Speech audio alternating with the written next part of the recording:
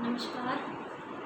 आज हम बीए प्रथम वर्ष में पढ़ाया जाने वाला विषय टेक्सटाइल एवं लॉन्ड्री या फिर परिधान एवं ढलाई कला के अंतर्गत कपास की निर्माण विधि को पढ़ेंगे। पिछली कक्षा में बच्चों हम पढ़ चुके हैं कि कपास का उद्गम क्या है और उत्पादन इसका कहाँ कहाँ पर होता है। अब हम जानेंगे कि कपास किस तरह से तैयार किया जाता है, उसकी निर्माण प्रक्रिया क्या है। तो सर्वप्रथम जो कपास है वो एक विश्वव्यापी रेशा है। कपास से बना जो वस्त्र है वो बहुत सस्ता, सुंदर, टिकाऊ और विलक्षण गुणों से संपन्न रेशा है। इसे सभी आय वर्ग के व्यक्ति आसानी से ले सकते हैं और सभी व्यक्तियों की पहुंच के भीतर यह कपास का रेशा होता है। इसकी कार्य क्षमता अद्वितीय है। कपास की उत्तम खेती के लिए निम्न जो चीज़ें हैं वो होना अति आवश्यक है। सबसे पहला है, कपास की खेती के लिए कुछ बिंदु हैं उनको ध्यान में रखा जाना आवश्यक है। जैसे सबसे पहला है जलवायु। तो कपास के पौधे के लिए उष्णकटिबंधीय जलवायु का होना आवश्यक है। इसके साथ ही नमी व गर्मी भी होना आवश्यक है। कपास के पौधे के लिए काली मिट्टी होना आवश्यक है। यदि मिट्टी क्षारीय हो तो उत्तम प्रकार के कपास के रेशे प्राप्त होते हैं। इसी तरह वर्षा कपास के पौधे के लिए 30 से 38 सेंटीमीटर जो वर्षा है उसकी आवश्यकता होती है। साथ ही बीज बोते समय जो है अधिक वर्षा की आवश्यकता होती है। जब पौधा बड़ा हो जाता है, पक कर के तैयार हो जाता है, तो अधिक वर्षा की आवश्यकता नहीं होती है। इसका समय, कपास का जो पौधा होता है वो 1 वर्षीय होता है। इसे तैयार होने में लगभग 200 दिन का समय लगता है। कपास का पौधा आकार के अनुसार 3 प्रकार का होता है: बड़ा पौधा, मध्यम पौधा और झाड़ी के रूप में पाए जाने वाला पौधा। साधारणतः जो कपास का पौधा है वो 4 से 6 फीट लंबा होता है। जमीन से अच्छी प्रकार से जोता हुआ जो भूमि है वो कपास के बीच में बोए जाते हैं। जब पौधे 3 इंच के होते हैं तो इनकी वीडिंग यानी कि सोगनी या फिर निराई की जाती है। कपास की एक टहनी में 3 से 5 कलियां खिलती हैं और प्रत्येक कली में एक फूल खिलता है। फूल कपास के किस्म के अनुरूप नीले, क्रीम, सफ़ेद, लाल और सुनहरे रंग के भिन्न भिन्न होते हैं। प्रारंभ में कपास के फूल क्रीम रंग के और ये बाद में बैंगनी रंग के हो जाते हैं। फूल झड़ने के पश्चात जो कोए हैं वो दिखाई देने लगते हैं या कोए निकल आते हैं। इस कोए के भीतर कपास का रेशा बीज के चारों ओर लिपटा रहता है। एक कोए में 1/3 भाग कपास व 2/3 भाग बीज या बिनौला होता है। इस समय तक कपास के पौधे अपनी पूर्ण लंबाई 5 से 6 फीट प्राप्त कर लेते हैं। इस समय पौधों की रक्षा कीड़ों से करना आवश्यक हो जाता है, क्योंकि पकने के पश्चात जो कोए हैं वो फट जाते हैं और उनसे सफ़ेद रंग के रेशे बाहर निकल आते हैं। कोए बिनने का यही उपयुक्त समय होता है। इसी समय जो कोए बिनने का कार्य प्रारंभ कर देना चाहिए, नहीं तो अधिक यदि पौधे पक जाएंगे तो कोए भी फट जाएंगे और जो रेशे हैं वो कोए से निकल के ज़मीन पर गिर जाएंगे और बिखर जाएंगे। फलतः उनमें धूल, मिट्टी, पत्ते और गंदगी जो है वो आकर के मिल जाती है। हाथ से कोए बिनने का जो कार्य है वो कई बार करना पड़ता है, क्योंकि सभी कोए एक साथ नहीं निकल पाते हैं। इसलिए आजकल कोए बिनने का जो कार्य है वो मशीनों द्वारा होने लगा है। कोए बिनने के पश्चात में कपास की पत्तियों पर कुछ रासायनिक पदार्थों को छिड़क दिया जाता है जिससे वे झड़ जाते हैं। फिर मशीन से कोए को एकत्रित कर लिया जाता है और कपास के रेशों से वस्त्र निर्माण का कार्य कार्य किया जाता है। बीज से खाने के तेल, साबुन में जानवरों के खाने के लिए खल्ली बनाई जाती है। इसके छिलके जो हैं खाद, कागज, पटाखे, गोले बारूद आदि बनाने के काम में आते हैं। अगला बिंदु है सूती वस्त्रों की निर्माण प्रक्रिया।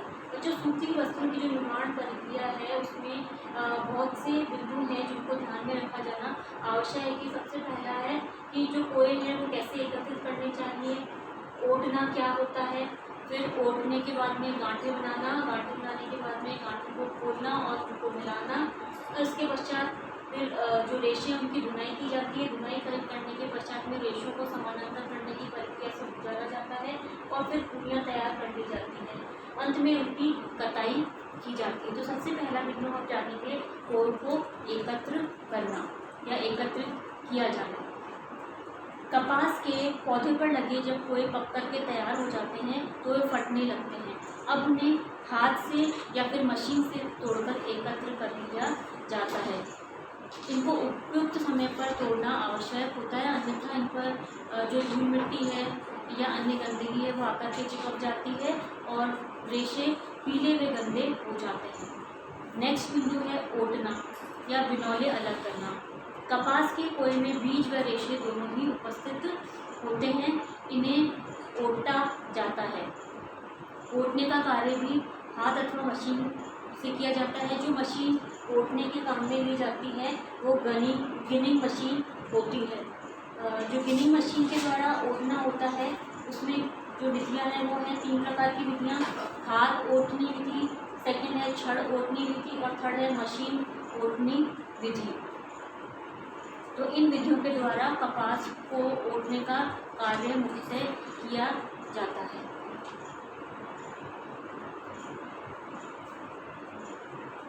सबसे पहली है हाथ ओटनी विधि।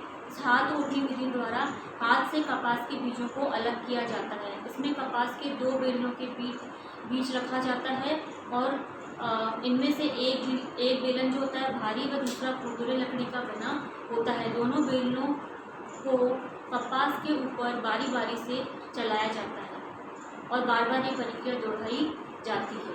इससे सारे बीज रेशों से अलग ना हो जाएं तब तक दोहराया जाता है। सेकंड है छड़ और ओटनी विधि। इस विधि में एक छड़ और एक ओटनी का प्रयोग किया जाता है। छड़ लोहे का अथवा पीतल दोनों का बना हो सकता है और काफ़ी भारी होता है। इसकी लंबाई 10 से 12 इंच तक होती है। वह व्यास 3 से 5 फुट तक का होता है। जो ओटनी लकड़ी है वो शीशम, बबूल या फिर सागौन की बनी होती है। इसकी लंबाई भी 8 से 10 फीट और चौड़ाई 5 व मोटाई 2.5 से 3.5 फीट तक होती है। कपास को ओटनी के ऊपर या प्लैंक के ऊपर रखते हैं। छड़ को ऊपर रखकर दोनों छोरों पर हाथ के दबाव से तेजी से बार बार ओटनी पर ले जाते हैं। इस प्रक्रिया से जो रेशे हैं वो बीज से अलग हो जाते हैं और इस प्रक्रिया को बार बार दोहराया जाता है जब तक कि रेशे से संपूर्ण बीज ना निकल जाए। थर्ड जो ओटने की विधि है वो मशीन ओटनी विधि है। इसको गिनिंग मशीन के द्वारा कपास के रेशों से अशुद्धियों में बीज अलग करने के लिए प्रयोग में लाया जाता है। मशीन घूमने के पश्चात जो रुई है आरियों में फंसती जाती है और बीज, पत्तियाँ, छिलके, धुलकन आदि अलग हो जाते हैं, जिन्हें दूसरे पात्र में एकत्रित कर लिया जाता है। तत्पश्चात वायु के तेज झोंके लगाए जाते हैं जिससे रुई जो है वो शुद्ध व स्वच्छ हो जाती है। ये तो हमने जाना कि गिनिंग मशीन द्वारा जो ओटना है वो किन किन विधियों के द्वारा किया जाता है। थर्ड पॉइंट है सूती वस्त्रों की निर्माण प्रक्रिया का गांठें बनाना। जब ओटना कर लिया जाता है रेशों का तो रेशों से बीज अलग कर लिए जाते हैं और इन्हें दबा कर के गांठें बना ली जाती हैं। प्रत्येक गांठ का वजन लगभग 500 पौंड का होता है। इन्हें टाट व बोरियों में बांधकर मिलों में भेज दिया जाता है। फोर्थ है पॉइंट गांठें खोलना व मिलाना। अब जो गांठें बना करके भेजी गई है मिलों में उनको खोला जाता है और आपस में मिला दिया जाता है। इनमें मिलाने के पश्चात समानता आ जाती है। गांठें बनाना व मिल तक लाने के दौरान रूम में कई प्रकार की अशुद्धियाँ या धूलकण आदि जो हैं वो उनको गंदा कर देते हैं जिसके कारण उसकी सफाई करना आवश्यक हो जाता है। अब इनको गांठों को आपस में मिलाया जाता है और उनकी सफाई कर दी जाती है। इनको सुलझाना भी आवश्यक होता है। ये सब मशीन की प्रक्रिया द्वारा करना आवश्यक हो जाता है। इसके लिए ब्रेकर, इंटरमीडिएट और फिनिशर जो प्रक्रिया है वो काम में लाई जाती है मशीन के द्वारा। इन मशीनों से निकलने के पश्चात एक साफ रुई की 1 इंच मोटी और 40 इंच चौड़ी चादरें तैयार कर ली जाती है, जिनका वजन लगभग 40 पाउंड होता है। नेक्स्ट पॉइंट है सूत की निर्माण प्रक्रिया का धुनाई। धुनाई को कार्डिंग के नाम से जाना जाता है। जो धुनाई है हाथ व मशीन दोनों द्वारा की जाती है। इस प्रक्रिया में रेशे बिल्कुल साफ होकर के लंबे व समानांतर हो जाते हैं। मशीन में कांटेदार हुक लगे रहते हैं। मशीन के घूमने के पश्चात सूत में कस्ती चली जाती है, जिससे रेशे खींच करके समानांतर हो जाते हैं और इन रेशों को एक बड़ी कीप से ऊपर के निकाला जाता है, जिसमें से ये दबकर एक गोलाकार पट्टी के रूप में निकलते हैं। इस गोलाकार पट्टी को कार्ड स्लाइवर कहते हैं। अब यह गोलाकार पट्टी कताई हेतु तैयार हो जाती है। इस पट्टी से अच्छी किस्म के वस्त्रों का निर्माण होता है। नेक्स्ट पॉइंट है कंघी करना। कार्डिंग के पश्चात में रेशों को और भी समानांतर व जो मुलायम बनाना आवश्यक हो जाता है, तो उनके ऊपर कंघी की प्रक्रिया की जाती है, जिससे रेशे जो होते हैं वो चिकने व समानांतर हो जाते हैं। इस प्रकार जो कंघी करना है, जो कार्डिंग की विधि से जो पूनियाँ तैयार होती है, उन्हें कॉम स्लीवर कहते हैं। इससे उत्तम कोटि के मजबूत व मुलायम वस्त्रों का निर्माण होता है। नेक्स्ट है पूनी बनाना। अगली विधि है बुनाई के बाद में कंघी करना, कंघी के बाद में पूनी बनाना। जो पूनी बनाने की जो प्रक्रिया है वो रुई की छोटी छोटी व पतली पूनियाँ उसमें बनाई जाती हैं। इसकी लंबाई 6 से 7 इंच व मोटाई 1 इंच होती है।